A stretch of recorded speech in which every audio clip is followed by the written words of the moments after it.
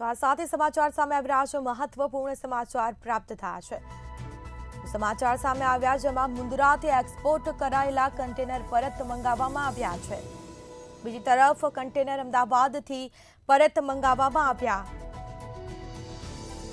જેમાં પરત મંગાવેલા 3 કન્ટેનરમાંથી પ્રતિબંધિત વસ્તુઓ મળી આવી છે। તો કન્ટેનરમાંથી 25,000 પ્રતિબંધિત ડ્રગ્સ મળી આવ્યું છે। 225 mg ટેબ્લેટના 128 કાર્ટૂન નીકળ્યા હતા। કિંમત 14 કરોડ કરતા વધુ જથ્થો હોવાનો અંદાજ લગાવવામાં આવ્યો છે।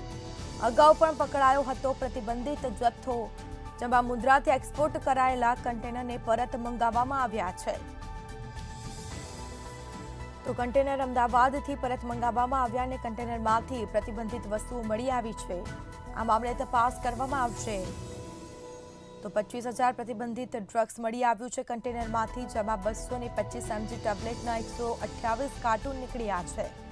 સમગ્ર મામલે તપાસ કરવામાં આવશે। કિંમત 14 કરોડ કરતા વધુ જથ્થો હોવાનો અંદાજ લગાવવામાં આવ્યો।